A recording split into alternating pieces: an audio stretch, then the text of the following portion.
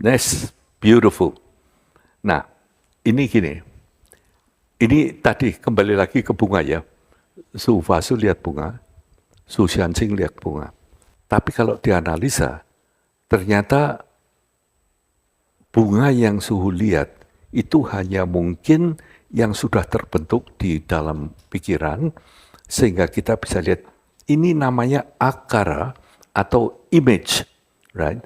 Atau jadi ternyata kita lihat segala sesuatu itu melalui image yang ada di dalam pikiran kita, right? Ini science tell you that lewat retina masuk kita kemudian kita olah, kita bisa melihat seperti ini. Yang kita lihat itu sebetulnya terbalik. Sains menerangkan masuknya di retina ini yang kelihatan di sini itu terbalik. So. Tapi indera kita untuk melihat itu bisa memutar kembali, kemudian beberapa faktor samya, vina, dan sangkara mengatakan bunga. Nah, makanya daripada kita mengadakan seperti itu, kita mengatakan ini sebetulnya bentuk dan warna.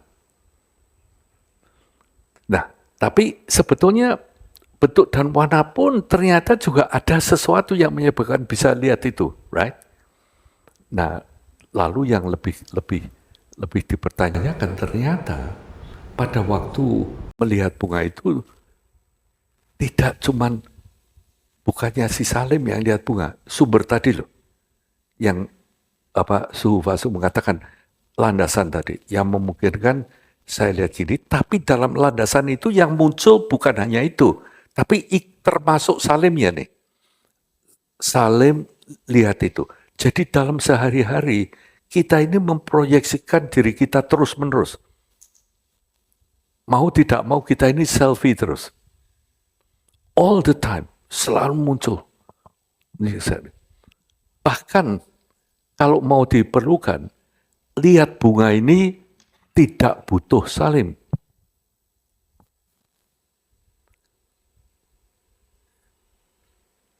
Seakan-akan saya lihat bunga ya. Tapi kalau saya lihat bunga di sini, I saw it. Entah ada Salimnya. Ternyata bukan itu. Yang saya lihat itu ternyata Salim lagi lihat bunga. Dua-dua ini. Bisa dirasakan dengan Su. Pelan-pelan.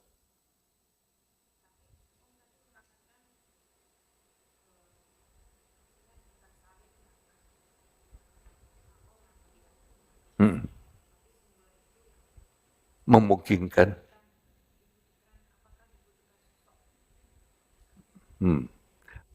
Ternyata tidak, Su.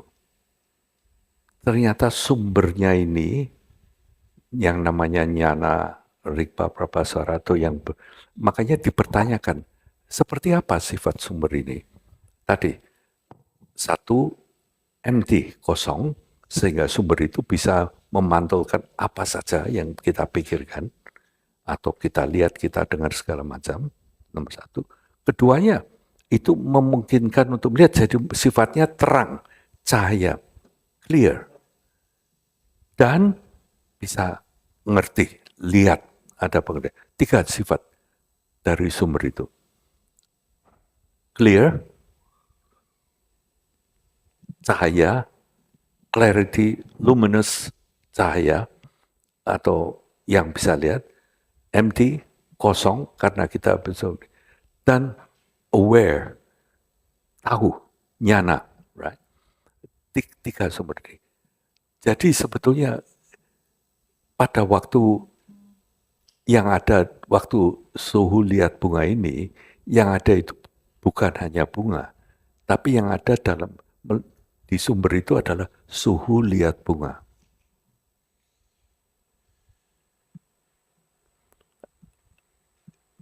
Ternyata kalau kita berbuat sesuatu itu rasanya saya yang berbuat sesuatu, tapi sebetulnya bukan seperti itu. Misalnya, ya kita misalnya eksperimen, kita raba tangan kita dengan jari ini.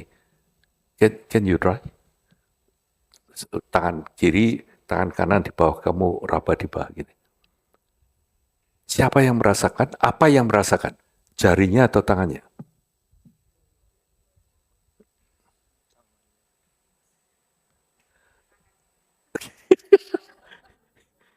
No, no. Apalagi nanti kamu sahabat, di mana yang namanya rasa ini? Ada kan? Kalian bisa rasakan kan? Jadi jangan bilang nggak ada loh. Tapi apakah tanganmu yang merasakan? Sumbernya tadi loh. Yang bikin itu bisa rasakan. Di mana rasanya ini? Keterjadian. Di sini atau di sini atau ini yang semalam kita ngomongkan di Dharma Dhatu. Ini istilah Dharma Dhatu itu. Ini kejadiannya di situ. Untuk sementara. Dharma Dhatu ini ruang di mana semua pengalaman kita terjadinya di situ. Right? Dhatu. Untuk sementara, let's just think that way. Nah, ini jadi ini sama dengan ini, Su. Tapi pada waktu Su merasakan ini ada sesuatu yang menarik. Ternyata sebetulnya karena ini yang menjalankan suhu ya, suhu itu membayangkan suhu lagi begini gitu. Ya, harus dibayangkan kan. Harus ada tangannya, harus ada gini kan. But it's not you. Right? Ini loh poinnya. Lama-lama nanti kita akan bisa merasa bukannya kamu, tapi suhu ikut muncul gitu loh. Dibayangkan lagi, kepingin tahu di mana bayangannya.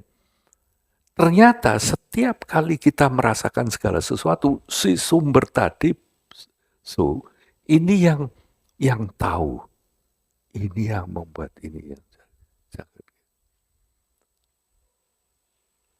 Dan atau kalau saya balik, tidak ada yang melihat, tapi antara sosok yang melihat dan yang dilihat ini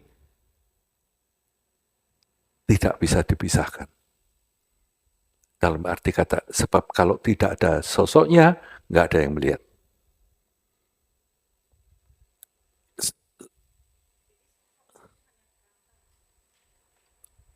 Sosoknya juga image in our mind.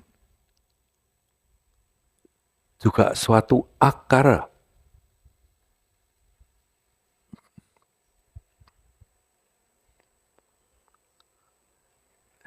Berarti nanti kalau kita sudah yang namanya tergugah, ini kita tahu persis bahwa ini terpisah. Yang tidak lagi si Salim lihat bunga, tapi begitu Salim lihat bunga, tahu persis bahwa sosoknya juga ikut timbul. Nanti kita nah, sumber tadi, sesudah ini kita harus selesai jam 12 ya. 5 menit lagi ya. Ini, I'm so glad we're here. So, ini pertanyaan berikutnya nih. Kalau betul-betul ini tidak dibutuhkan ya, yang kita lihat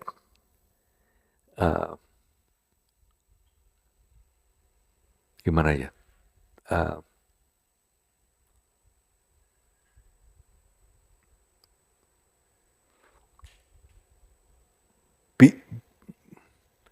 Kebisaan kita untuk terus-menerus tahu tentang yang ada dua ini muncul bersamaan terus, karena ini yang membuat hidup. Ini nanti kita akhirnya bisa melihat bahwa sosok Salim ini sebetulnya tidak dibutuhkan, gitu, tidak esensial dari segi ini yang saya anggap sekarang ada di sini. Jadi kalau kita melihat dari tahap ini, dari situasi ini, berarti bahwa atau gini dah, maaf, mungkin itu complicated. Yang gampang gini dah. Tadi Suhu Wasu bilang landasan, right? Atau sosok atau sumber, ya, you all got it, right? Dan sekarang ternyata sumber ini kalau lihat mesti ada salimnya, lihat bunga. Kan, let's just think sumber ini terpisah, tapi nggak pernah terpisah. Kita bayangkan dah, ini ada sumber yang proyeksi, yang memproyeksikan salim lihat bunga, suhu Fasu lihat bunga, suhu Xianxi lihat bunga, right, and all that. Tapi sumbernya sendiri ini, itu tahu nggak ini perempuan atau laki? Apakah punya sifat seperti itu? Enggak. Apakah punya senang atau tidak senang? Ataukah punya benci atau suka? No. Sumber ini sifatnya pure. Bebas dari segala macam ini. Makanya sumber ini salah satu sifatnya blissful, happy, ayem, santi tadi. Karena hanya disinilah akhirnya kita tidak akan terpengaruh atau justru yang tadi Su Nengseng katakan, kalau kamu terikat pada sosok ini, kamu nggak akan bisa nembus ke sumber ini. Kamu berhentinya di atas ini loh. Tapi kalau kamu sampai ke bawah, yang ada di sumber, dan dari kita semua ada ini. Sebab tanpa ada ini, kita nggak hidup. Right? Ini yang namanya, sebetulnya the ultimate nature of mind. This is the mind. Yang kalau kita ngomongkan bahwa kesadaran seperti apa ini. Nah, this mind, ini tidak kenal laki, tidak kenal perempuan, tidak kenal Marina, tidak kenal Salim. Don't know. Tidak perlu. Each of us punya, semuanya beda-beda, tapi ya beda, ya sama. Dalam Zen tradition dikatakan it's not one, not two. It's all the same. Jadi ini loh yang dituju, di mana the nature of mind yang membawa, yang mendalami ke sini, ini Lama Atisha mengatakan, ini nanti kalau kita, dan jangan lupa, ini tidak sendirian. Maka tadi saya tanyakan, apakah ini on all the time? Terus pokoknya asal ada bunga, kelihatan bunga. Enggak, ternyata ini hanya muncul kalau ada sesuatu menyebabkan kamu bisa begini. Ini series gini, katakan 64 ini all the time. Begini all the time. Nah, pikiran kita sebagai manusia, ini sukar menerima semacam itu. Kita bayangkan kalau saya tanya Theo ya, Theo tapi sebenarnya Theo, benarnya nih, ini kalau saya lihat screen ini kan ya, nomor whatever, 142 di buku saya. When you flick, misalnya ke 143 gitu, slide 142-nya tetap ada atau enggak? Gimana? Loh, enggak, ini misalnya kita ganti ke slide 143 gitu. Ya. Terus itu slide 142-nya ada atau enggak? Di dalam Saat komputer. itu saat yang saya lihat hilang, sudah ada. Iya, nggak ada. Nah, ini agak beda karena kamu mesti bayangkan komputer ini on all the time, right? Tapi kebisaannya untuk munculkan 142, 143 itu ada instruction baru ini muncul kan? Once at a time. Iya, nanti 143 instruksinya lain untuk muncul 143 lagi. Muncul. Ini seperti our life.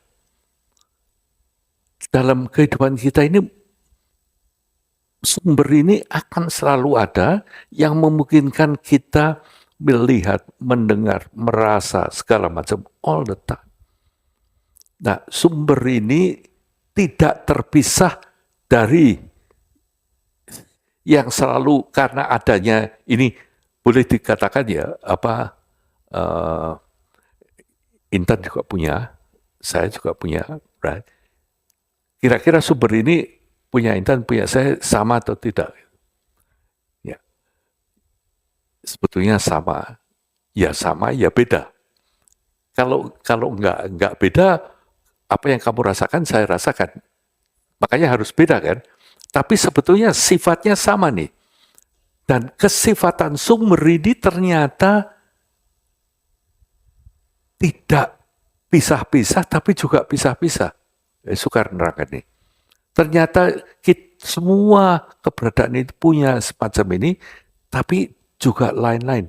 Ini loh, makanya kebudayaan ini dibayangkan ada Buddha-Buddha kalau bertemu segala macam itu, it's not one mind, right?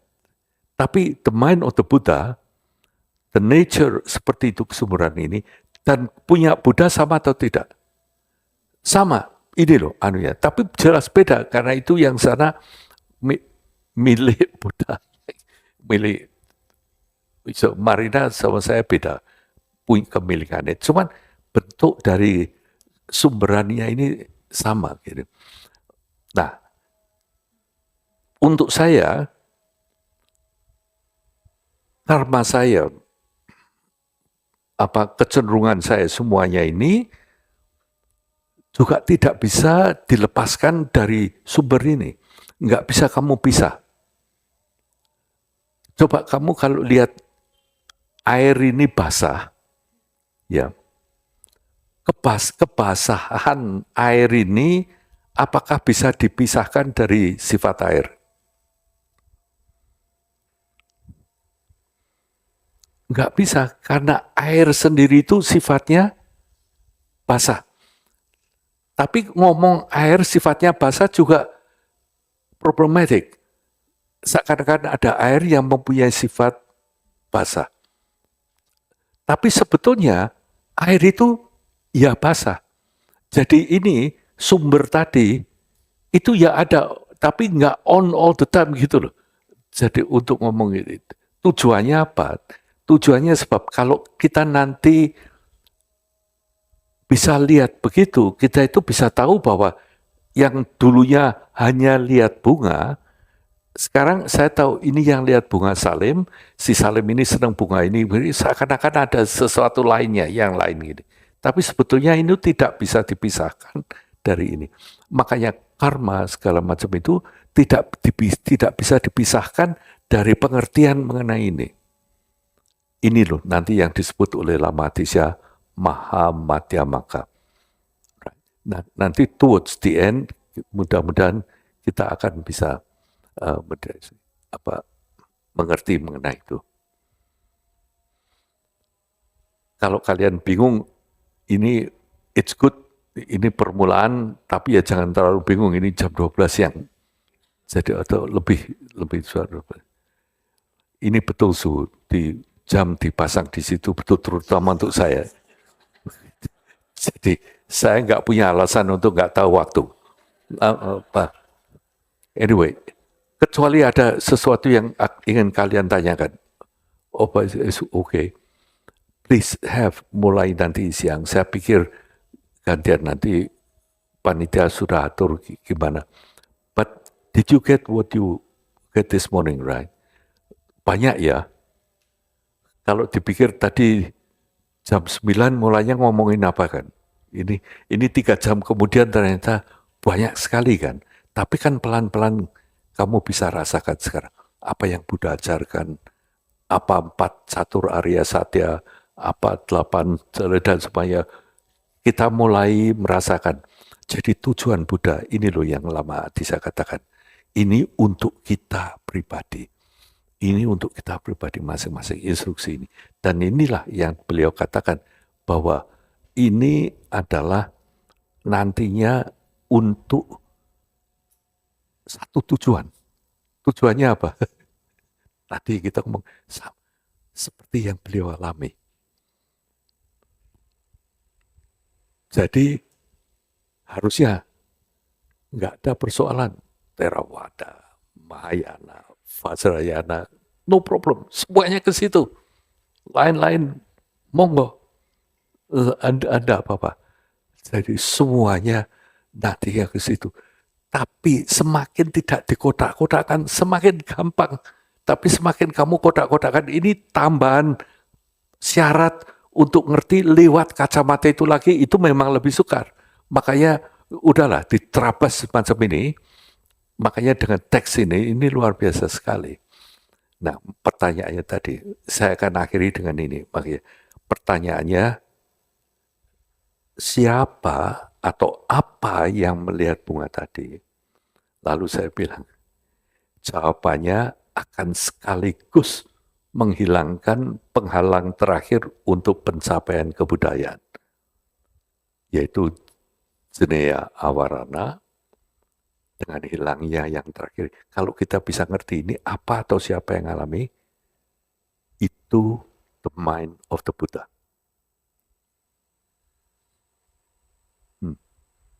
Jadi halangan terakhir yang nama Jenea Awarana, penghalang pengetahuan, dengan kita tahu ini saja, we getting close. Itu bukan berarti lalu kalau lampu dimatiin semua kalian semua kelihatan bersinar di kepala gitu. It's not that easy.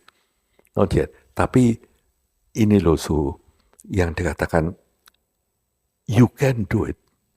Kita semua bisa capai ini. Karena tadi yang Buddha katakan, karena ada penangkalnya, ada antidotnya. Samsara ini bisa terakhir. Karena ada akhirnya. Dengan kita berpikir gini, tetap kita jungkir balik di sini loh. Hidupnya mesti tetap kamu, tapi sekarang kamu senyum terus di dalam hati. Nangis tapi sambil senyum dalam hati. Ya. Ini lagi harus nangis. Oke. Gini. Oh yo, nangis berapa hari gitu.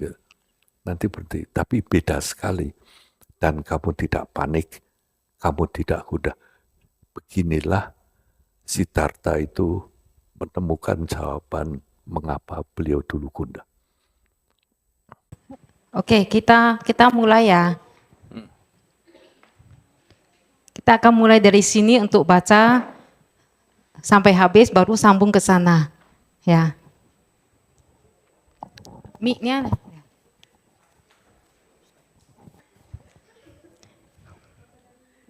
Jadi nanti sambil baca misalnya nih satu-satu nih dibaca,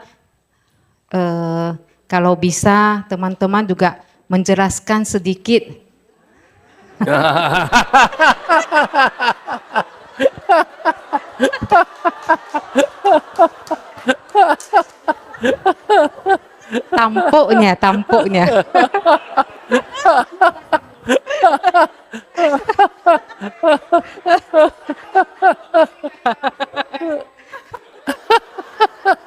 Tampuknya. Tampuk sedikit aja. Wewenang kan? Wewenang.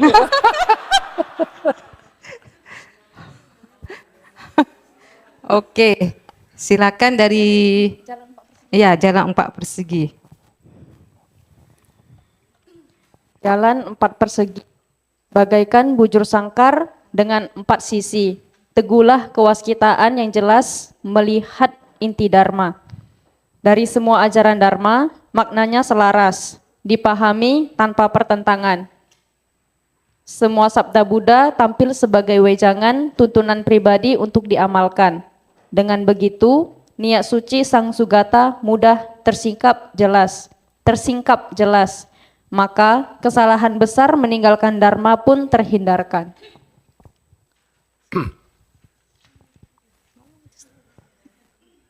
Ngomong sedikit.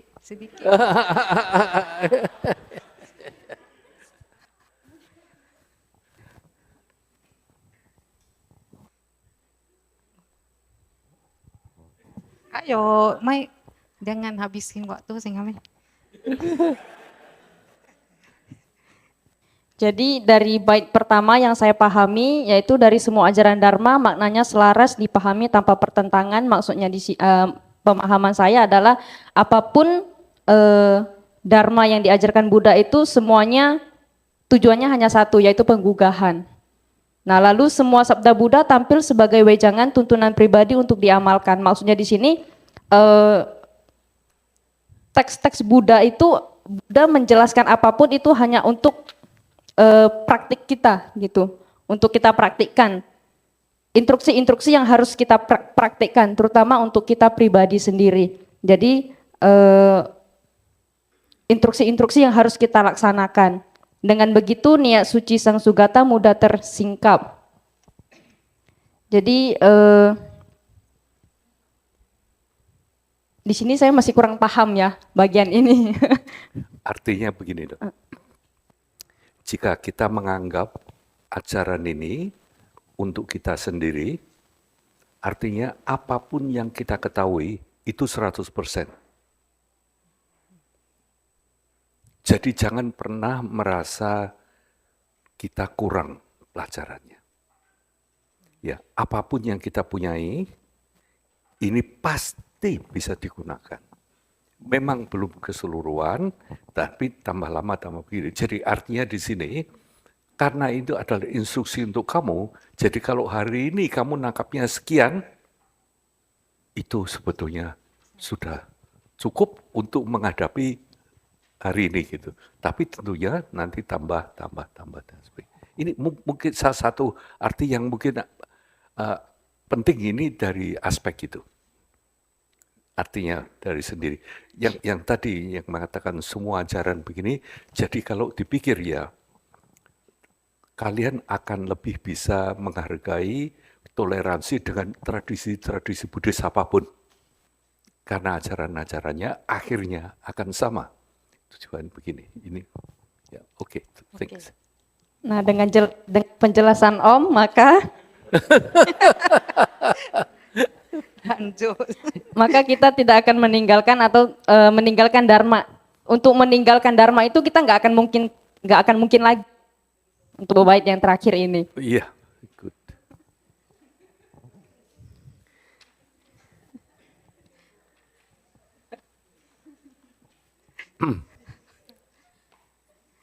Jadi sebenarnya saya yang terbebaskan kalau Enggak, ini harusnya cuma tadi saya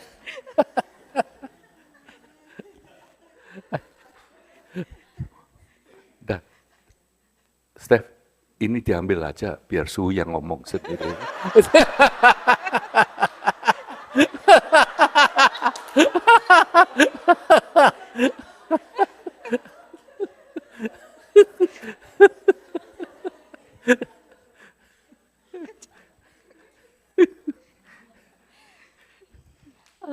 Tahapan jalan penggugahan Bodhipatakrama. Sujud kepada semua Buddha dan Bodhisattva. Saya bersujud kepada pengandalan tertinggi, para guru dan Triratna. Saya akan menjelaskan tentang pencapaian-pencapaian dalam tahapan jalan penggugahan.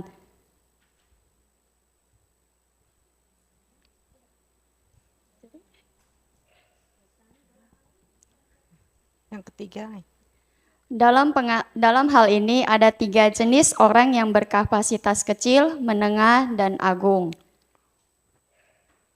Orang dengan kapasitas kecil sudah tidak lagi menjalani kehidupan dan pelatihan hanya demi kesenangan pada kehidupan saat ini, tetapi mengejar yang menyenangkan pada masa depan, termasuk kelanjutan kelahiran di alam surga para dewa. Orang dengan kapasitas menengah sudah tidak lagi ingin berada dalam siklus keberadaan yang terus berkelanjutan dengan kelahiran lagi dan selalu menjalani pelatihan untuk mencapai pembebasan. Orang dengan kapasitas agung sudah tidak lagi mengutamakan pencapaian tujuan pribadinya, tetapi memiliki keyakinan dan tekad untuk mencapai kebudayaan demi semua makhluk.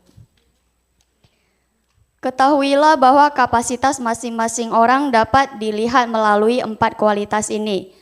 Yang pertama, pelatihan mereka, objek samadhi, dan pembalikan kecenderungan dan hasil. Saya bersujud kepada pengandalan tertinggi, para guru dan Triratna. Artinya saya mengandalkan dari tuntunan guru, dan kemudian Triratna itu dari pengandalannya dengan kualitas kebajikan Buddha, Dharma, dan Sangha.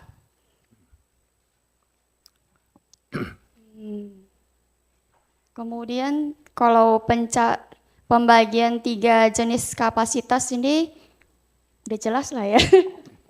Ini nanti akan dijelaskan di belakang penjelasannya. Ya, jadi ini mungkin satu kesimpulannya bahwa misalnya orang kapasitas kecil itu sudah tidak lagi menjalani kehidupan demi kesenangan pada kehidupan saat ini. Nanti penjelasannya itu seperti apa di belakang akan lebih jelas lagi.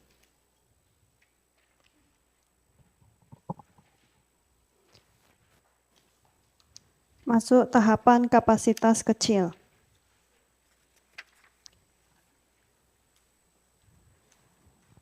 Sebagai orang berkapasitas kecil, mereka mengandalkan 3 sarana atau trisarana. Biasa menjalankan tirakat puasa 1 hari, upawasa, mengambil astasila pada hari-hari uposata, menjaga perilaku murni dan melindungi ikrar-ikrarnya.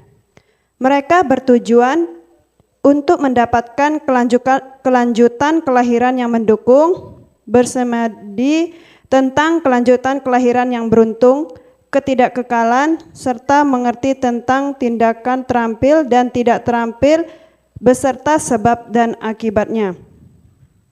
Dalam kehidupan ini, mereka membalikan kecenderungan yang terikat pada keabadian, meninggalkan yang tidak terampil, menerapkan kebajikan demi menghindari kelanjutan kelahiran yang tidak mendukung dan ingin mendapatkan kebebasan, wimukti, serta anugerah sampati.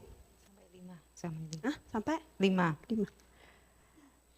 Mereka jeri dengan kematian dan takut pada kelanjutan kelahiran di alam-alam rendah, serta yakin terhadap pengertian sebab akibat. Berdasarkan keyakinan terhadap sarana andalan, mereka mencari kebahagiaan.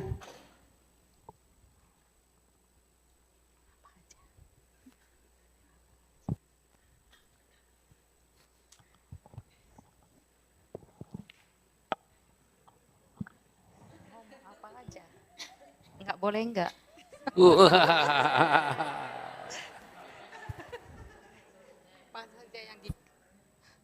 Ini mungkin sedikit ya.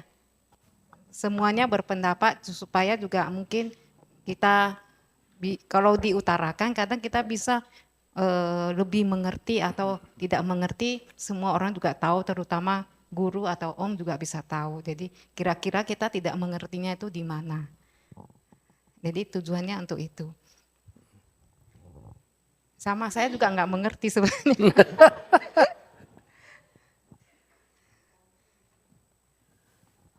Lebih kurang aja.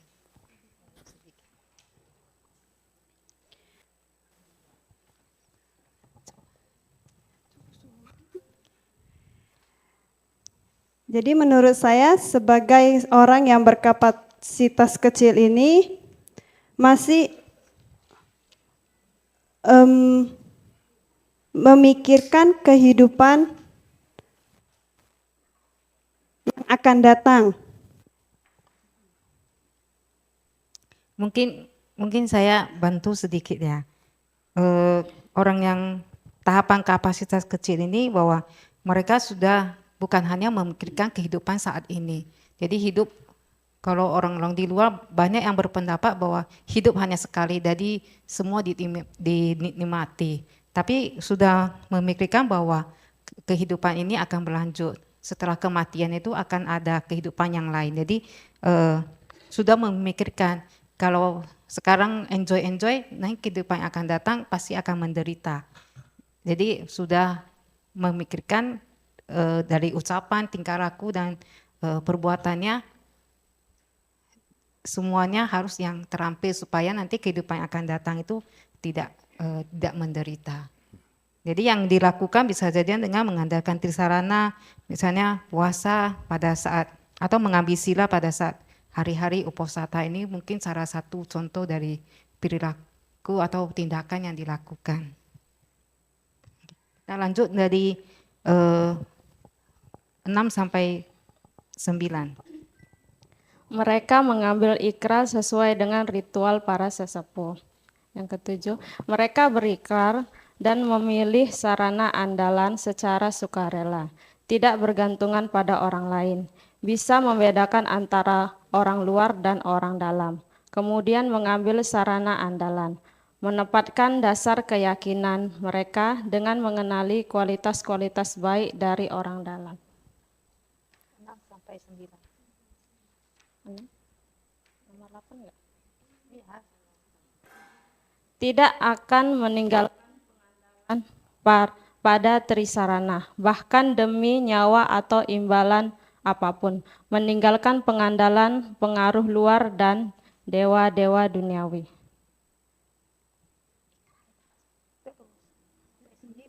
Tidak menggantungkan pada dewa-dewa lain walau dalam kesulitan, mengandalkan Buddha. Tidak perlu menggantungkan kepada pengandalan yang lain, meninggalkan perbuatan yang mencederai makhluk hidup, dimanapun mereka berada, tidak bergabung dengan yang tidak selaras. Dengan penuh kesadaran akan kualitas bajik, terus-menerus mengandalkan trisarana, mempersembahkan bagian mula dari makanan kepada 3 permata, melakukan persembahan, misalnya kepada Raja Agung pada hari-hari peringatan baik. Berilah penghormatan kepada Buddha ke segala penjuru manapun.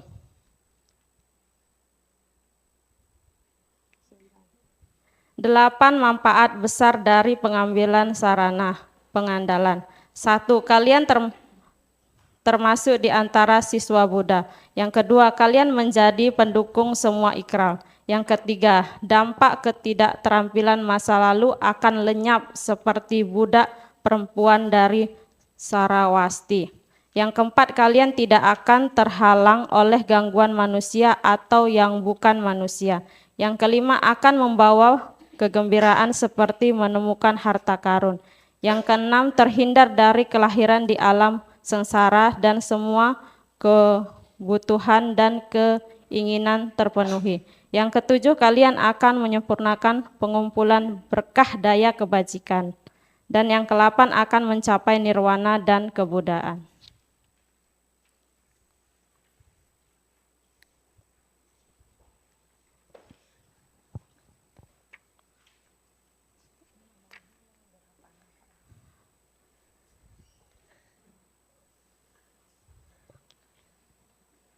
Jadi di sini itu data yang dari ke-6 sampai ke-9 itu tentang pengandalan ya.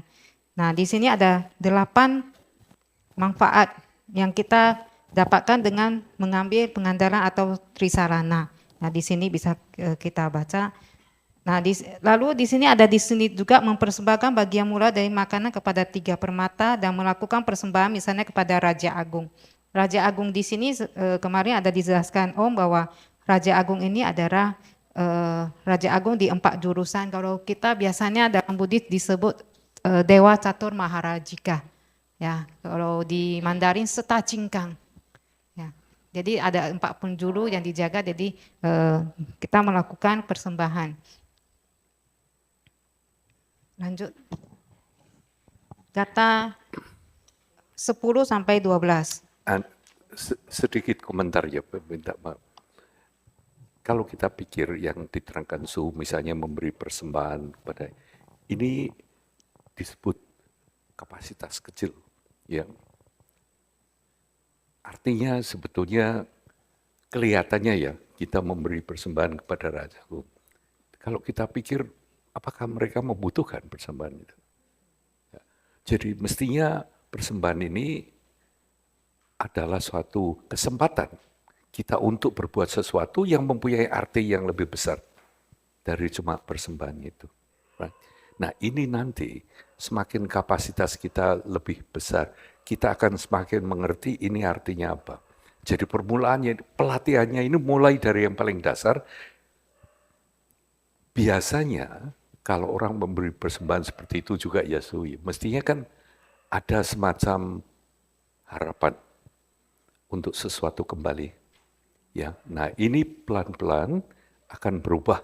Nanti betul-betul bahwa pelatihan persembahan ini ternyata untuk melatih kita dengan begitu sedikit demi sedikit mengurangi rasa sayang pada kepemilikan kita, tapi memberikannya kepada yang lain. Makanya ini dikatakan pemberian kepada beliau. Jadi ini bukan poin yang ingin saya tegaskan ya. Ini bukan seperti tahayul gitu. Bukan cuman sesuatu yang kosong.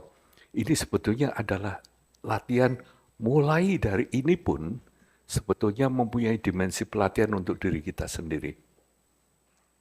Ya. Berarti ini juga sama misalnya kita beri persembahan kalau ini kan mungkin kepada para dewa ya. Kalau kepada makhluk-makhluk yang di alam rendah, kalau misalnya apalagi kita suku Tionghoa suka memberi persembahan misalnya ke leluhur, itu juga sama. Apakah latihannya itu maknanya sama? Betul. Ini mungkin meskipun kepada para dewa, mungkin bisa dianggap ini paling rendah dalam arti kata begini. Kita nganggap memberi kepada yang para dewa bisa membantu kita. Ya. Tapi coba kalau kita membantu ke alam rendah, apa yang kita harapkan? Enggak ada kan? Cuman melatih kepedulian, melatih welas asih. Nanam welas asih, benih welas asih ini tidak mudah. Ini bukan hanya konsep, tapi dimulai dengan hal-hal kecil begini. Ya, jadi intinya sama. Kita dari mungkin dari suku Tionghoa pun, mungkin nenek moyang kita juga tahu. Ya, makanya ada cerita memberi persembahan kepada leluhur. Kalau pintu terbuka, terus kita kirim. Ini kalau kita pikir sangat skillful. Artinya, kira-kira loh, berapa di antara mereka yang yakin bahwa itu benar-benar terjadi seperti itu? Pintu terbuka dan orang tua. Mungkin banyak juga loh. Tapi di belakang itu, kita ini dilatih, bersyukurlah kamu itu turunan orang-orang leluhur kita. Jadi menghargai leluhur, ini adalah sesuatu yang harus kita peringati, harus kita garis bawahi. Makanya dengan sembahyang semacam itu atau ritual. Jadi sebetulnya sesuatu yang lebih profound, yang lebih dalam. Kadang-kadang memang kita bisa ketawahi ya, mengirim seperti dibakarnya rumah, mobil, kredit card. Ya kalau sekarang mestinya QRIS dan sebagainya. Ini kelihatannya artinya begini. Ini yang paling gampang dah. Kamu jalankan ini. Tahu nggak tahu kamu jalankan ini. Kamu tanam benih kebajikan nih. Ya, bajik menghargai keluarga. Tapi efeknya mungkin lebih luar biasa karena berarti dengan demikian kamu menunjukkan kepedulian kepada yang sudah tidak ada dan sebagainya. Ini akan menjadi lebih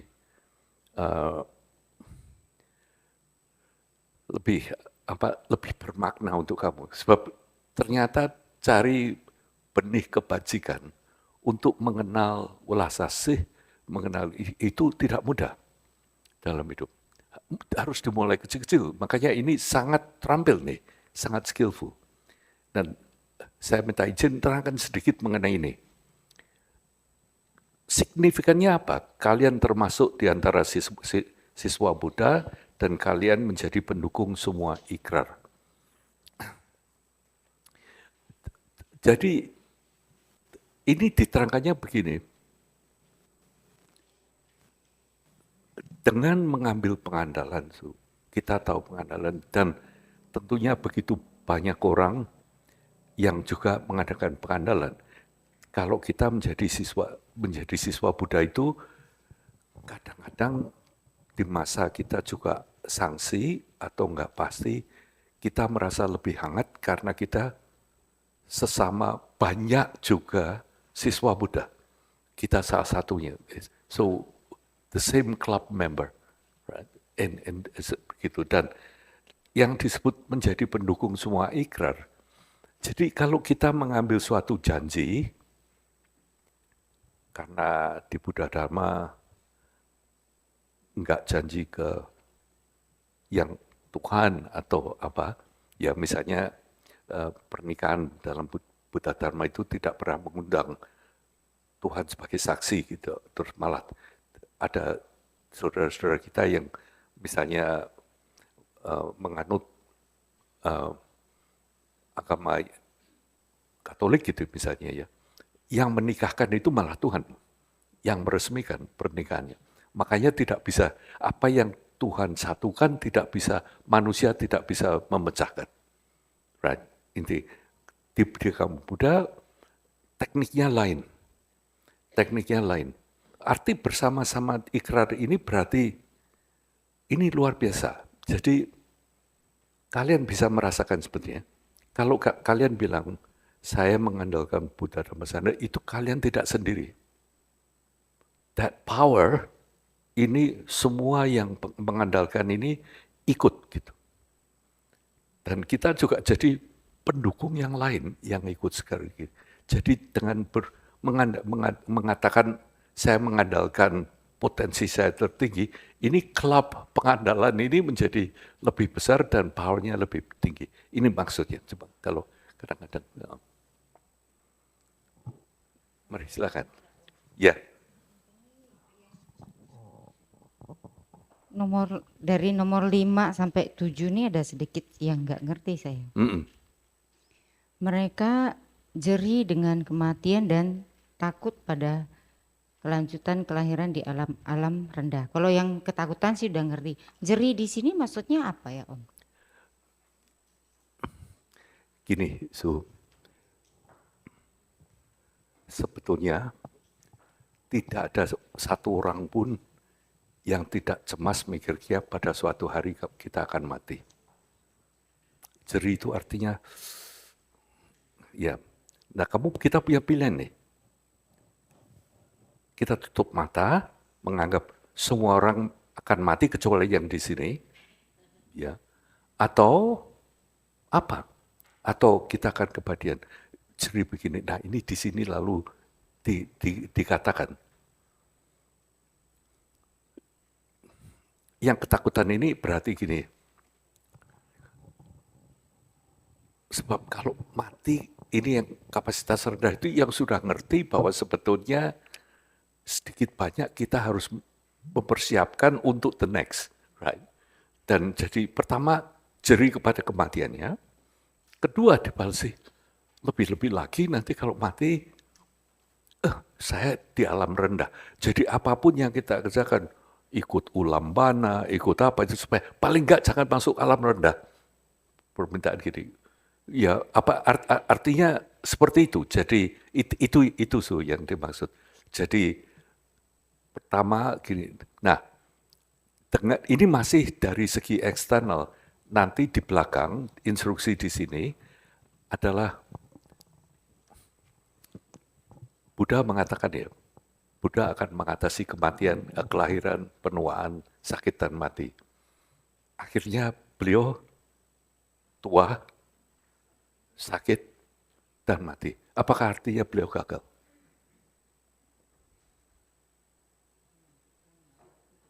Kenapa? Menunjukkan bahwa itu kan tidak bisa melawan hukum kesunyataan yang ada.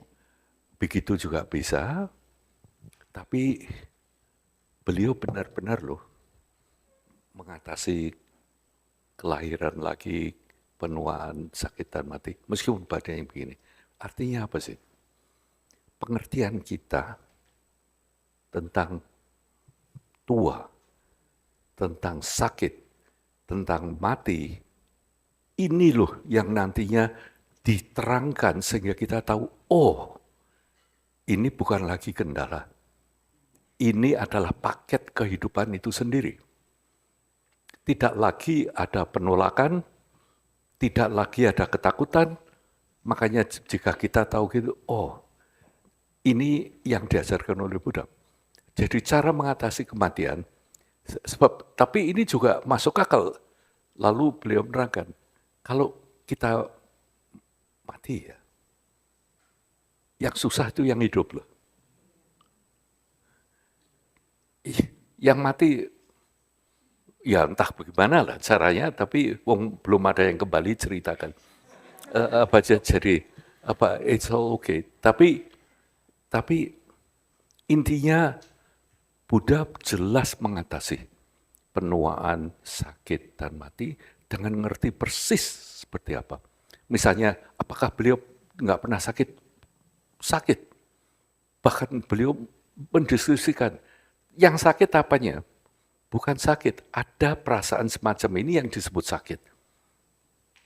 Waktu itu belum ada twina segala macam ya, jadi badannya sakit dan sebagainya. Beliau mengatakan gitu, tapi jadi gini, kita juga akan diajari mengatasi penuaan, sakit, dan mati, bahkan kelahiran kembali.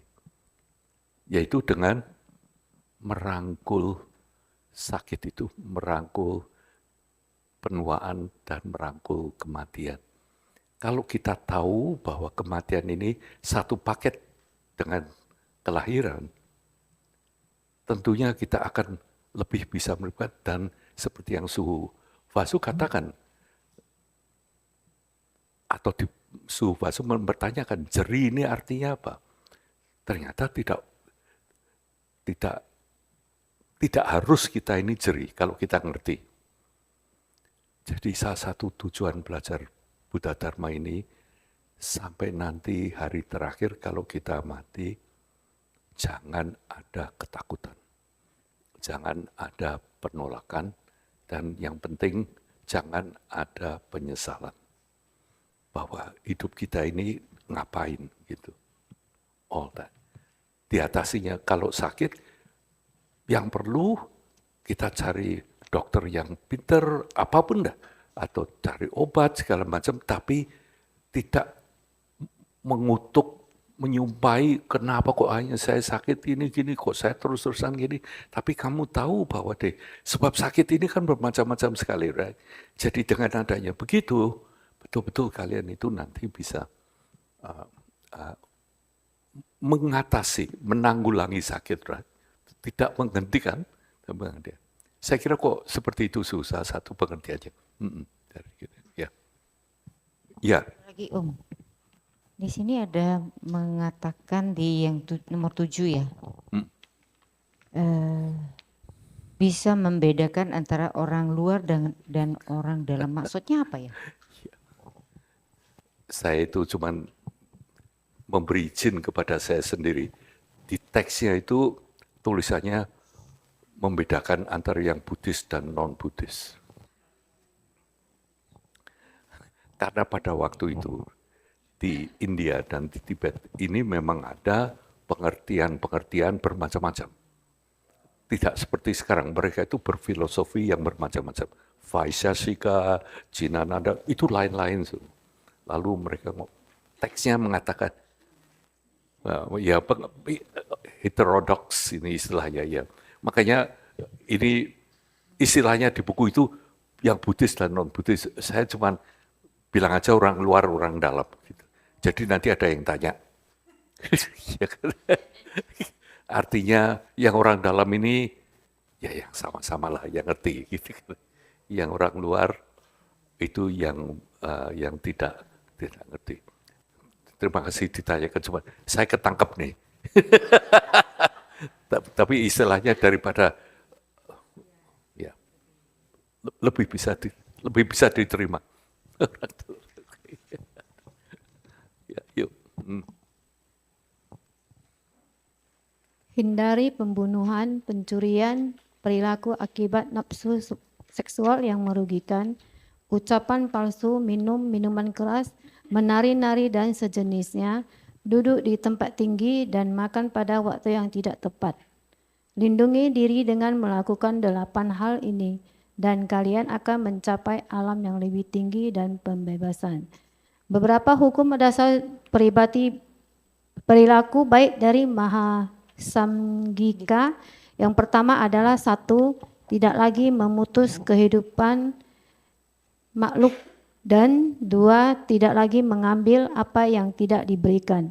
Mahasamgika menekankan penanggulangan 4 kesalahan utama atau parajika. 3, meninggalkan kebohongan.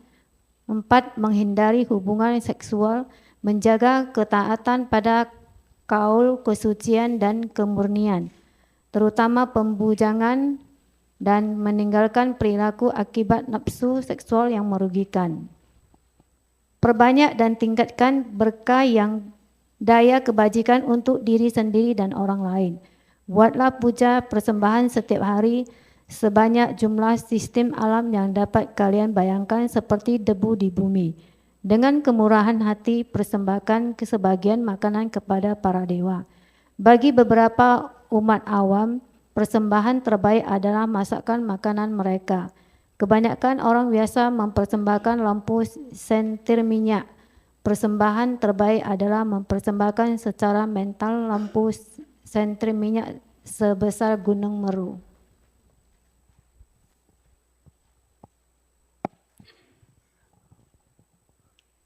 Harus komentar dulu.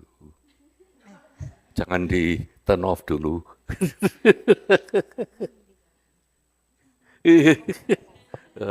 Mari silakan. Sebisanya lah. Sebisanya. Bisa. Coba, dicoba. Sebisanya. Apapun yang kita ketahui ya.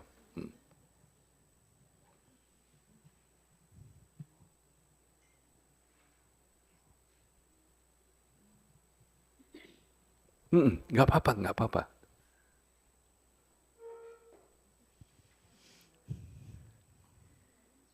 Melatih moral dasar 5 Pancasila ya. Iya, betul. Terus, ini sebetulnya atas sila kan, yang pertama. Iya. Ini atas sila 8 hal.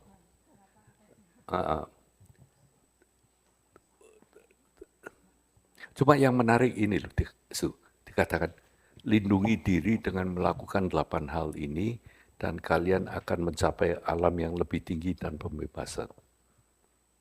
Ini yang jelas kalau kita baca sutra segala macam pasti nggak ada. Ya, diterangkan begini. Ini lama Atisha nerangkan. Kira-kira mengapa begitu?